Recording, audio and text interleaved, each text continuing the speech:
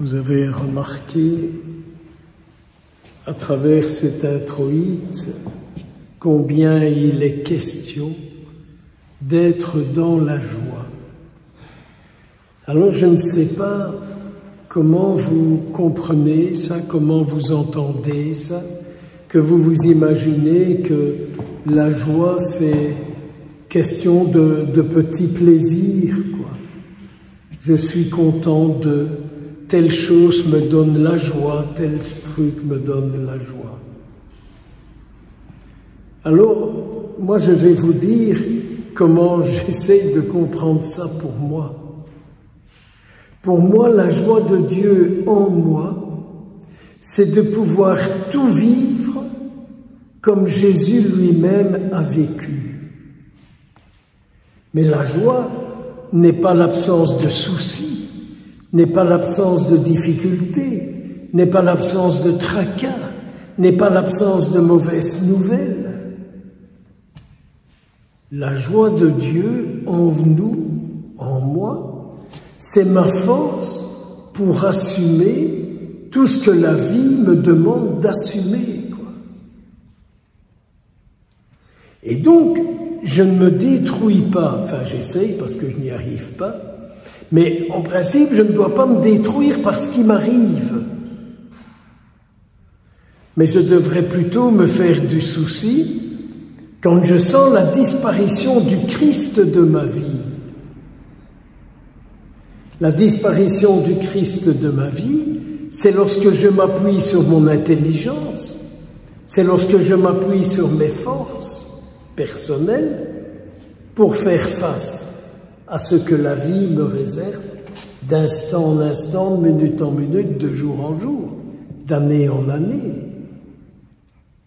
Notre force, c'est bien le Christ en nous, vivant en nous, qui fait que dans le monde nous sommes ses témoins, parce que nous vivons tout comme il l'a vécu, tant les bonnes nouvelles que les mauvaises, tant les joies que les difficultés, que les soucis ou autres. Dans quelques jours, nous allons entrer dans la Semaine Sainte. Il serait quand même bon de regarder comment Jésus a su assumer les abandons. Il a été abandonné de tous. Les trahisons, il a été trahi par Pierre, vendu par Judas, abandonné par les autres. Mais Jésus a continué, parce que Dieu était sa force, parce qu'il était Dieu. Je crois que nous avons là bien des grandes grâces à demander. Alors, dans ce passage du livre de l'Exode, on a là toute la bisbille entre Moïse et Dieu. Moïse qui dit à Dieu, ton peuple est compliqué. Mais qu'est-ce que ton peuple est compliqué? Il n'est jamais content. Qu'est-ce qu'on va faire avec ton peuple? Il n'est jamais content. Est-ce que tu vas l'abandonner? Est-ce que tu vas le laisser courir à sa ruine? Est-ce que tu vas laisser ton peuple se détruire? Vous ne trouvez pas que c'est la prière d'aujourd'hui? Pour l'Église d'aujourd'hui? Pour les croyants d'aujourd'hui? Est-ce que nous ne devrions pas dire au Seigneur, tu vas vraiment laisser tomber ton Église en Belgique? Tu vas vraiment la laisser tomber?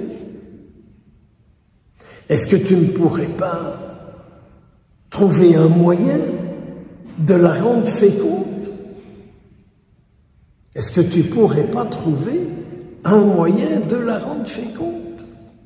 C'est-à-dire d'une fécondité qui donne à tout le monde l'envie d'avoir la même fécondité. Il faut arrêter cette foi qui croit dans un Dieu qui est Père Noël, qui va venir remplir nos chaussures, qui va nous faire des petits cadeaux et qui va nous donner ce qui nous passe par la tête. d'enfants gâtés qui ne supportons pas tel souci, telle difficulté, tel ennui, mais qui ne demandons jamais le Sauveur lui-même. Je comprends la colère de Dieu qui disent, mais qui se démerdent, quoi. On ne trouve pas le moyen de leur parler. On ne trouve pas le moyen de leur faire entendre qu'ils sont sur des mauvaises voies, qu'ils prennent des voies qui les détruisent, qu'ils prennent des voies qui les abîment. Eh bien oui, Seigneur, on en est là aujourd'hui. On ne voit pas où tu es. On a du mal de te retrouver. Seigneur, est-ce que toi, tu reviens sur tes paroles? Comme tu as pris un engagement, Seigneur, tu le tiens, tu le gardes. Tu as dit à Abraham et à des tas d'autres, je multiplierai votre descendance.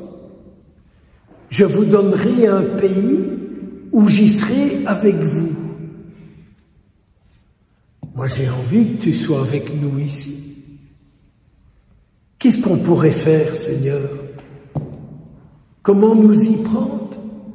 Comment vivre pour que là où nous sommes, tu te sentes bien, que tu sois à l'aise, que tu puisses vivre, que tu puisses parler, que tu sois entendu? Quelques paroles de ce psaume 105 sont quand même terribles. Ils se fabriquent des veaux, ils adorent des objets de métal.